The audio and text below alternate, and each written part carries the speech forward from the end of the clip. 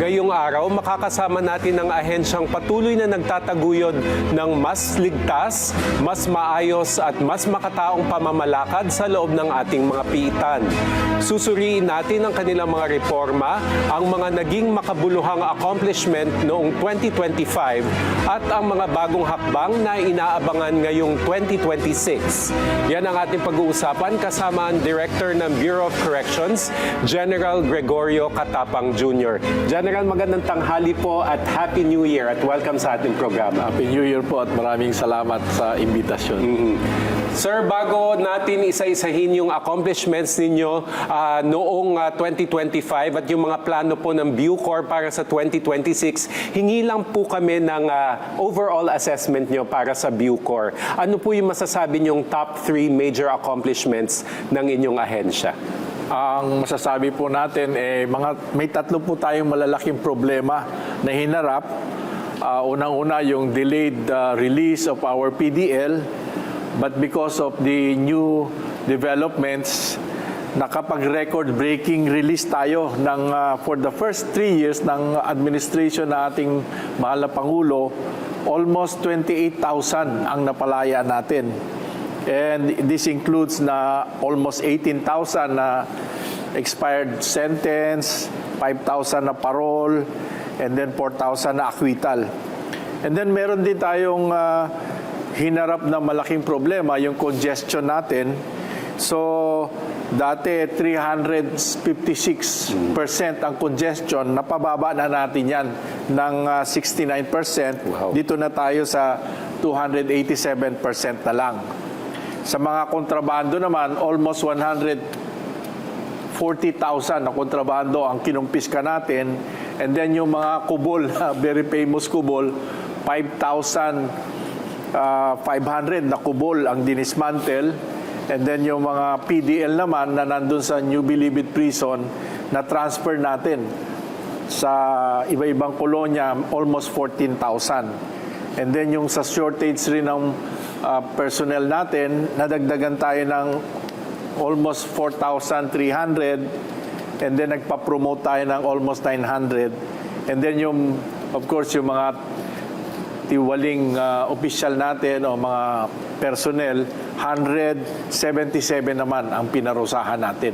So lahat na yan, pag pinagsama-sama yung accomplishment yan, na-surpass natin yung mga accomplishment lahat ng mga previous administration. Opo. General, nabanggit nyo na napababa nyo po ng 70%, halos 70% yung congestion sa ating mga piitan. Ano po yung mga hakbang na ginawa ninyo para maisakatuparan nito?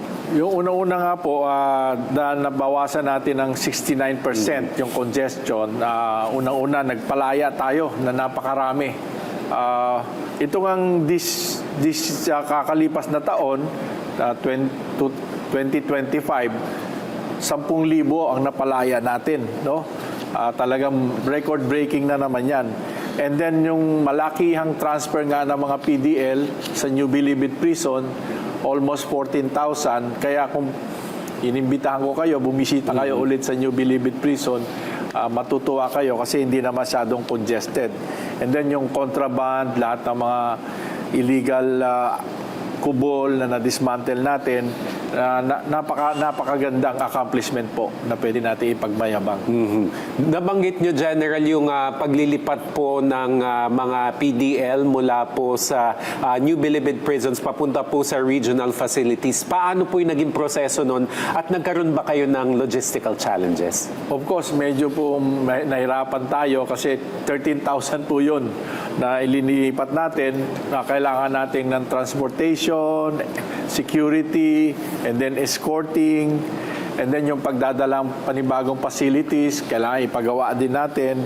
And then we have to coordinate with the government agencies for security, road security, and of course yung local government naman para hindi sila mabahala na mayroong dumadating na mga PDL sa lugar nila.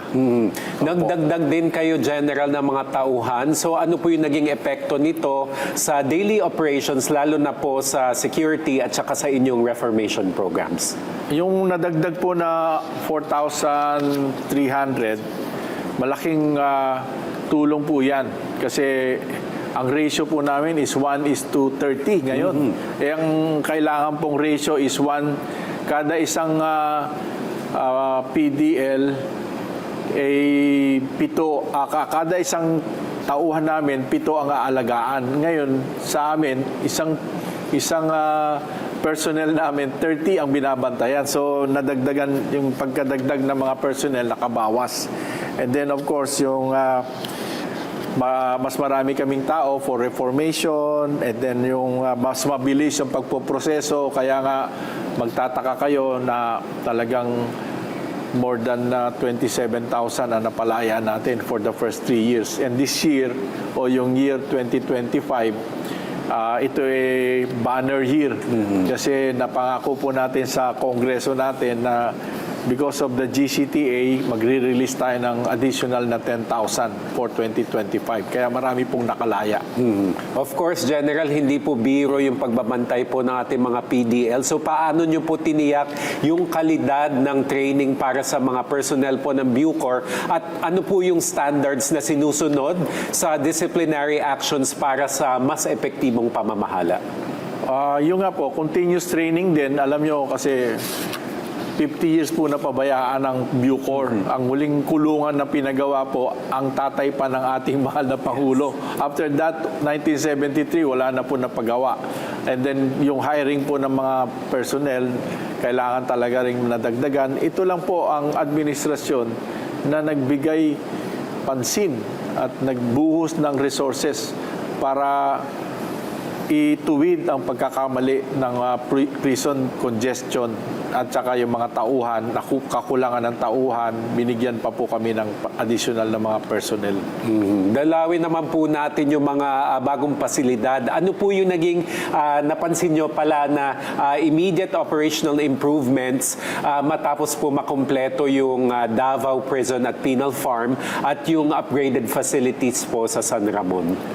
Sa Davao po, sa Penal Farm, and then doon sa Zamboanga, na tawag natin San Ramon Prison and Penal Farm, mas malaki at maaliwalas po yung mga dorms ngayon, and then may ventilation, and then yung workflow, mas madaming personnel.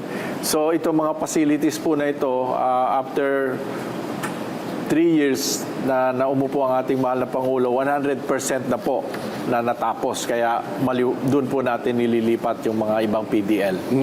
Matanong ko lang kayo, no, General, sabi nyo mas maluwag itong facilities na ito. Ano po ba yung ideal po na capacity ng isang cell, halimbawa? Sa isang cell, dapat may 4.7 meters, square meters ang isang PDL na kung saan siya nag-stay. And then, of course, dapat meron tayo talagang hindi lang prison, meron pa tayong penal farms. So yung penal farms ngayon, pinagtutuunan din namin ng pansin. Bumibili kami ng mga agricultural equipment para yung mga PDL natin matuto mag-farming. Opo. Ayan, malaking tulong din for sure sa rehabilitation ng ating mga PDL yung improved facility. So pagdating naman po sa ongoing infrastructure projects, ilan po ito sa kasalukuyan at ano po yung current completion rates at challenges na rin po sa mga proyektong ito? Opo, yung construction ng 2023 tsaka 2024 almost finished na rin po. Kaya lang po may mga challenges tayong inaharap kasi marami tayong bagyo, and then yung bill of quantities na kailangan i-submit. Kung minsan may kukonstruct silang building, yun lang ang kinumpute nila, yung building. Eh yung karsada pala, dadaanan nila bako-bako o maputik. So yun ang nag-cause ng delay. Pero inaayos na po natin yung terrain para accessible yung mga kulungan kaagad na malipatan. Ipagpapatuloy pa natin ang ating talakayan. Kasama pa rin si General Gregorio Catapang Jr. ng Bureau of Corrections sa pagbabalik ng Bagong Pilipinas ngayon.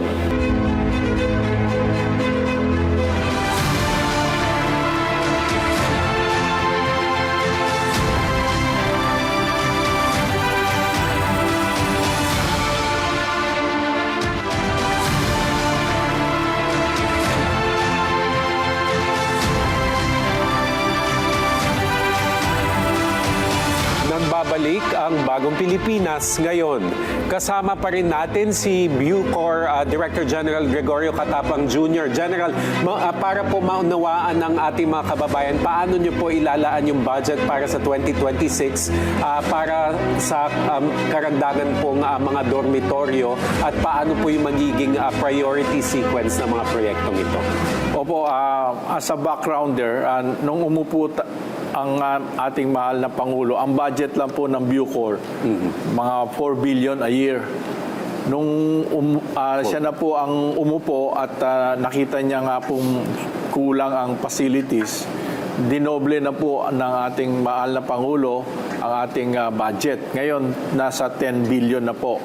Dati 4 billion lang.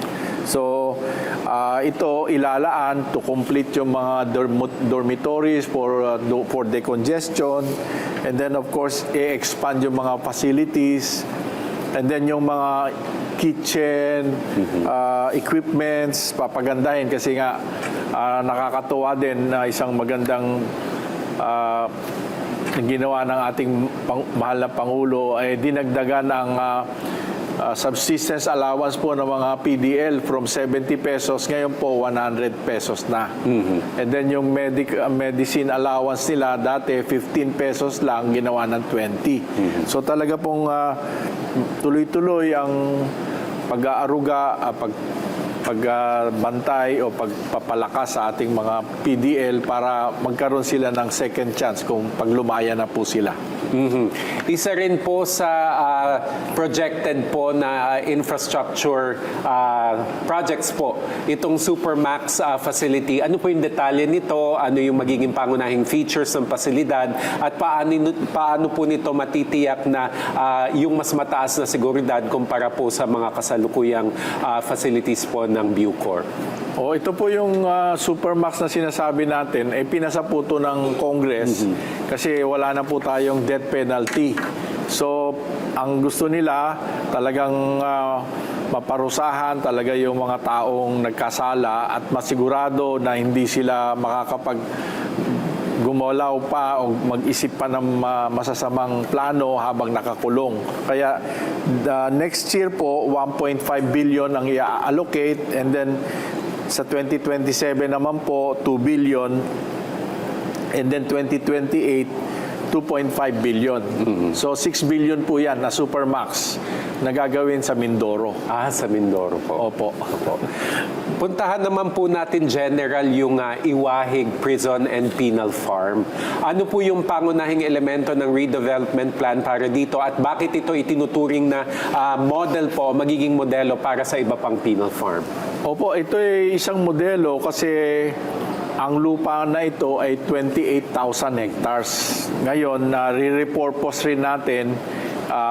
We will make some portions of it, about 4,000 hectares po gagawing PESA zone, export processing zone, for agro-industrial zone, for ecotourism zone, for renewable energy. Kasi nga po, maganda sa Palawan, wala pong lindol.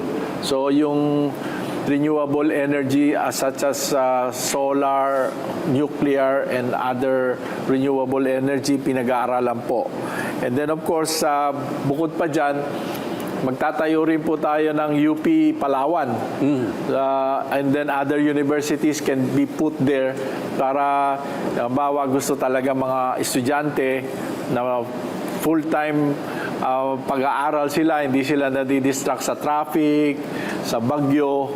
So, doon po maglalagay rin tayo. So, bukod pa dyan po, may isa pa, Palawan nga po, isa sleeping giant na sabi nila, the last frontier. Pero ngayon, we will be making Palawan as the new frontier of our country. And then lately nga po, may na-discover na naman tayong sleeping giant. Yung Sablayan naman, sa Mindoro, Sablayan pala is the biggest municipality of our country in terms of land area, 218,000 hectares.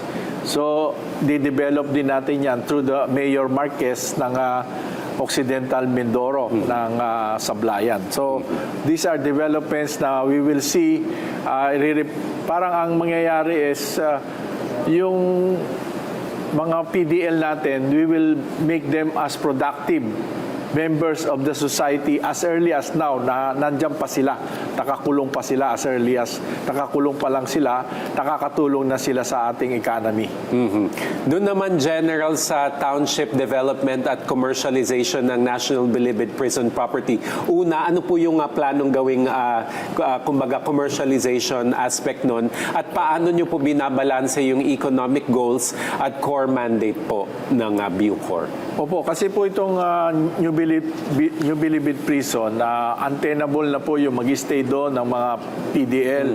Kasi napaikutan na po kami ng mga first-class subdivision and then commercial areas. And then we want to repurpose po ito. Kasi po, this is a 279 hectares na lupa na can be used by the government as a government center, as a government housing, as a commercial area, no, and then of course pwede ring ilagay po doon yung mass transportation system south of Metro Manila and also food hub. Food terminal po kasi wala po tayong food terminal na baksakan ng mga produkto galing sa Southern Luzon. Opo. Sa mga ganitong developments po, yung mga nabanggit nyo kanina sa Mindoro, tapos itong development po ng New Bilibid Prison lot, yung kinatitirikan niya. Ano po yung mga arrangements na kinoconsider po ng Bucor sa mga ganitong initiatives? At ano yung safeguards para hindi po malihis sa public interest yung mga naiisipan pong gawing proyekto? Opo, ito po, nagpatulong po kami sa Department of Trade and Industry o pati sa PPP Center ng DepDec ng dating NEDA. They are now helping us how to package kasi sila po talaga ang eksperto dyan. So, and then of course, meron kaming mga joint lease undertaking, issue kami ng memorandum circular, and we always ask guidance from our Secretary of the Department of Justice para hindi po kami malihis trabaho. Kanina nabanggit nyo, General, na napakahalaga ng ongoing or continuing trainings sa personnel para sa pagpapatupad po, obviously, ng security, pati na rin po yung mga rehabilitation programs po ng Bucor. So, ano po yung mahalagang papel o magiging papel ng Corrections Academy sa pagdating po sa professionalization ng Bucor personnel? Magtatayo po kami ng Corrections Academy sa may bandang Tanay kung we have a 270 hectare lot sa bandang yung sa may Tanay Rizal, and we want to make our training standards as comparable with Singapore, Norway, US, and this will happen in the coming years para kasi wala po tayong correctional academy, kailangan po natin yon. Sa ngayon, itanong ko lang po, General, habang wala pa yung academy, marami po bang interesadong maging bahagi ng Bucor? Opo, every year kumukuha po kami ng 1,000 applicants. Nag-a-apply po mga 3 hanggang 4,000. So talagang marami pong gusto mag-serve sa ating sa Bureau of Corrections. Ayan, aantabayanan natin yung academy na yan para po talaga ma-professionalize po ang ating personnel na magsisilbi po sa Bucor. Alamin naman natin na mga plano ng Bucor ngayong 2026, manatiling nakatutok, magbabalik pa ang Bagong Pilipinas ngayon.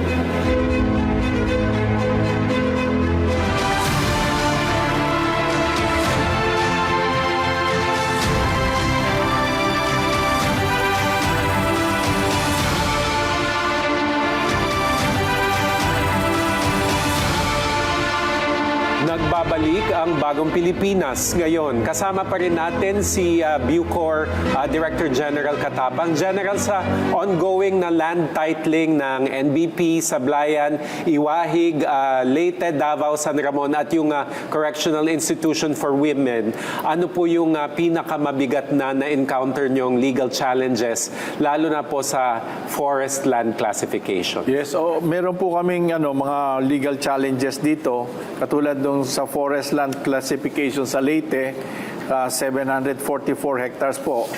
So we would like to ask DNR to help us reclassify this. Then of course, yung mga special patents na kailangan namin sa Iwahig, kasi doon sa Iwahig, mabalik na naman ako sa Iwahig, may portion po doon na gusto naming gawing economic zone talaga. Gusto po namin maglagay ng airport na malaki, international airport for tourism and international seaport for cruise ship. So, kailangan po namin ng tulong ng ating gobyerno. And then, of course, yung sa San Ramon, yung overlapping claims with our NCIP or Katutubo. And then, of course, itong pag-transfer ng property namin sa New Bilibid Prison na almost 375 hectares. All this will require survey, DOJ endorsement, and of course, approval ng proclamation from the Office of the President. Sa ngayon po, meron po ba kayong timeline at kung kailan po mareresolve yung mga ito? Of course, baka hopefully by 2026, mabigyan na naman ito ng priority kasi priority talaga rin ito ng ating Pangulo na maayos na yung mga lupa natin. Kasi ang sabi nga nila, ang daming properties pala ng gobyerno pero hindi na patituluhan, kaya walang value. Pero pag itong mga properties po na ng Bucor pa lang, mapatituluhan, it amounts to mga hundreds of billions po na it can be used as a collateral by our government to say that we have the assets to back up our whatever endeavors we want to happen. So, katulad dito sa pag sinara na natin itong New Bilibid Prison, nabigyan kami dito sa Palayan City ng lupa. And then of course, nabigyan din kami dito sa Siniluan, Laguna. This will take care of mga makukulong o mga PDL na who are from Luzon. So we will have a facility north of Metro Manila and south of Metro Manila to accommodate yung mga PDLs na tiga Luzon. So dyan talaga nagfa-factor in yung regionalization effort po ng Bucor. Sir, ano naman po yung strategic importance ng donations at land agreements na nakuha para naman sa Nueva Ecija, Quezon, Southern Leyte, Negros Occidental at Lanao del Norte? At pwede nyo po bang ibahagi ang ilang detalye ng mga ito? Opo, ito po, lately si Governor Mercado ng Southern Leyte, sabi niya, may lupa kami dito na nakatiwangwang, 2,800 hectares. And we want to also follow yung purpose nyo na magkaroon ng PESA zone. So, bibigyan din nila kami ng lupa doon. And then, of course, sa Negros Occidental, may 10 hectares na binigay ang Negros, and then Lanao del Norte, yung mayor ng Maigo, nagbigay din ng 10 hectares. So lahat ito, dahan-dahan na regionalization, meron na po kaming plano. Sa lahat ng region, magkakaroon tayo ng lupa. Para sa ganon, kung tiga saan ka at makukulong ka, doon ka makukulong malapit sa region mo. Malaking tulong po yan siyempre doon sa mga kaanak po ng mga PDL o magiging PDL para hindi na po talaga sila bumiyahe pa o dumayo kung sakali kunyari po nasa Muntinlupa po yung kanilang mahal sa buhay. Parang makakatulong po yan sa reformation nila. Kasi the more they see their families visiting them, lalo pong lumalakas yung loob nila na be in good conduct para mapabilis yung paglaya nila. Ayan, himayin pa po natin generally ang regionalization. So, tama po ba na yung target ay 1,000 hectares per region? Pero ano po yung criteria na ginagamit ng Bucor sa pagpili po ng lupang bibilhin o yung tatanggapin nyo? Yung criteria po for ancestral domains, it will be free and be priorly informed yung mga katutubo na they also want. Kasi ang ating katutubo, they have 1.4 million hectares na lupa na nakatiwangwang. Sabi nila, we cannot develop it. But if we partner with the Bucor, baka pag magtulungan tayo sa NCIP, ma-develop na mas mabilis. Kasi yung lupa namin kuminsan, contiguous sa o lupa nila. So we want to partner with them. So imagine kung lahat ng region may 1,000 hectares tayo, lahat ng region yung 1,400,000 hectares natatamnan natin with our katutubo. So we will create food security for our country. And then of course, kung malapit yan sa transport and logistic corridor, we want to develop it kasi may mga demand talaga, coffee, cacao, durian, lahat ng pagkain in demand kasi of climate change na ang lahat ng tao sa mundo nagtatabi o they want to have a steady supply of food. So kung yung lahat ng lupa natin na nakatiwangwang magagamit natin, we can be a food provider not only for our country but for the whole world. Opo. Pagdating naman, General, sa legislative agenda po, ano po yung mga panukala o yung mga bills po na inyong isusulong na makakatulong talaga, lalo na po sa decongestion efforts po ng Bucor? Sa decongestion effort po ng Bucor is unang-una yung aming medical parole. Kasi may mga tao pong may sakit na terminally ill na, kailangan lang po ma-certify ng Department of Health na may sakit na ito. We can release them out of compassion and we will pass a medical parole bill. Meron din po kaming proposal na i-amend yung aming batas na 10575 and then of course mag-create po ng Bucor Modernization and Development Authority. Kasi sa dami po ng lupa na i-develop ng Bucor, it will kikita po, it will earn money. And we don't want to mix up yung pagmamanage ng mga PDL versus pati Bucor magmamanage din ng mga properties. So pag ma-create po itong Bucor Modernization and Development Authority para ito magiging BCDA, ito po yung magpapatakbo lahat ng assets, income generating ng Bucor. So that kung may kinikita ito, ililipat lang for the use of our PDL. And baka dadating ang araw, hindi na po tayo hingi ng pondo sa gobyerno, imbis na tayo pa ang makatulong na sa mga investments ang makabigay pa sa gobyerno para maging income generating din po yung Bucor. Sino mag-aakala, no, General, na yung palang correctional facilities pwede palang itap talaga at i-cultivate para magkaroon ng ganyang klaseng income generation? Opo, pwede ka talaga kasi imagine hundreds of thousands of hectares na bakante.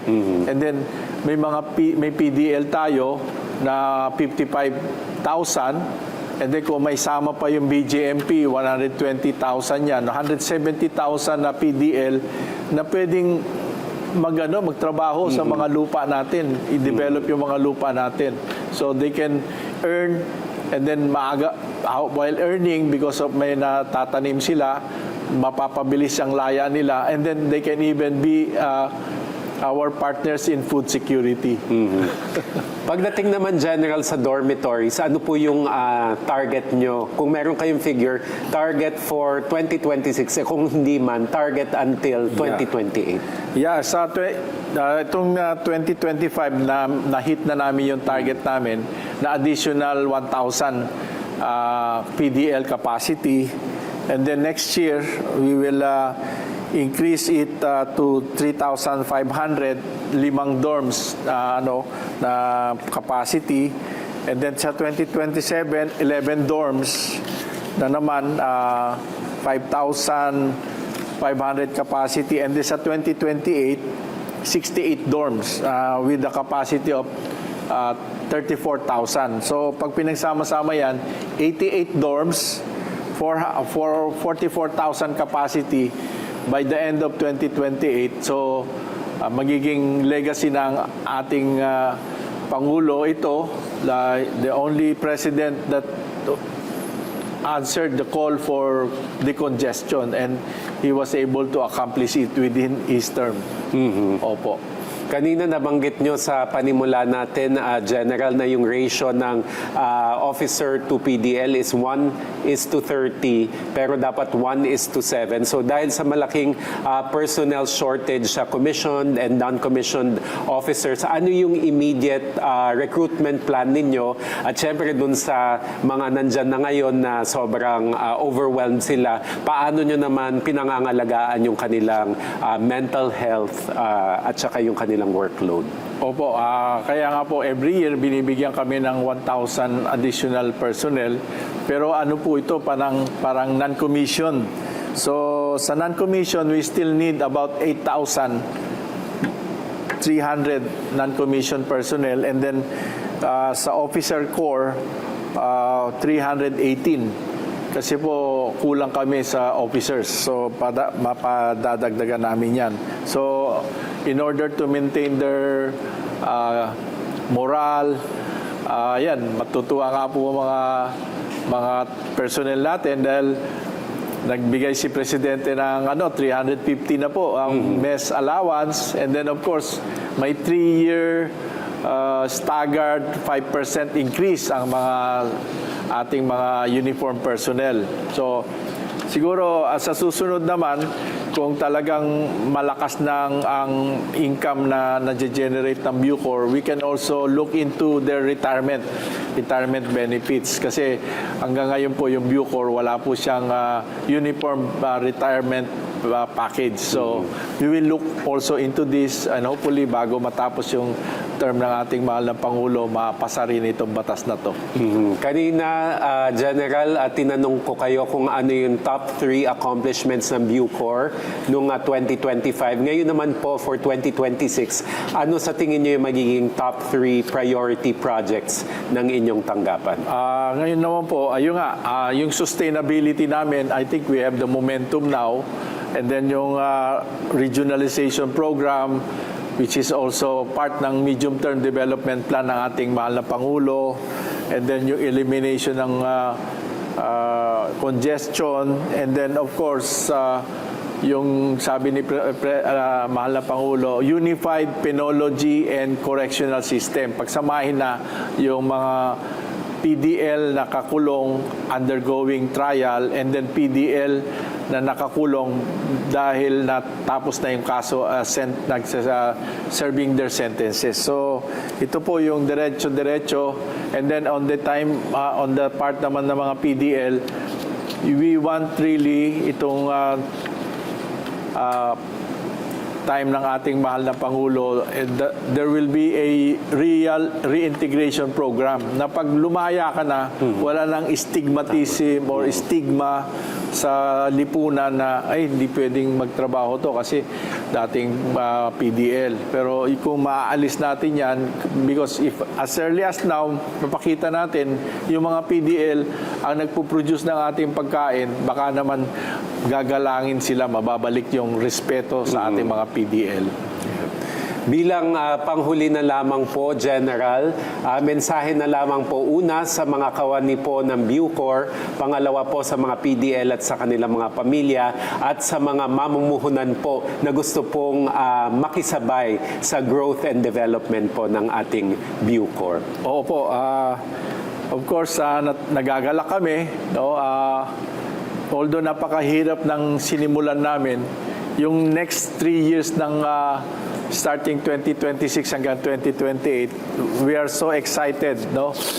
Parang ngayon pa lang kami ganadong magtrabaho pa kasi nga sa lahat ng dami ng tulong na ibinibigay ng ating gobyerno.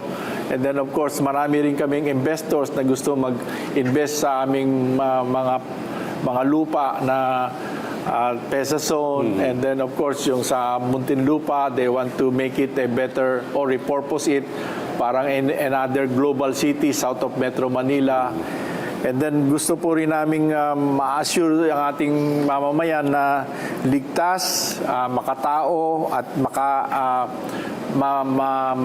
magandang pagbabago o magandang reintegration program ng ating mga PDL. And we want to make Bucor a relevant, sustainable, and a respected institution in the 21st century. Alright. Maraming salamat po sa inyong oras, Bureau of Corrections Director General Gregorio Catapang Jr. Happy New Year and thank you, sir. Salamat din po. Happy New Year. Happy New Year. At dito na po nagtatapos ang ating programa sa araw na ito. Samahan nyo kami ulit bukas para sa mahalagang talakayan at mabilis na aksyon ng pamahalaan. Mula sa Presidential Communications Office, ako po si Joey Villarama. Sama-sama tayo para sa isang bagong Pilipinas ngayon.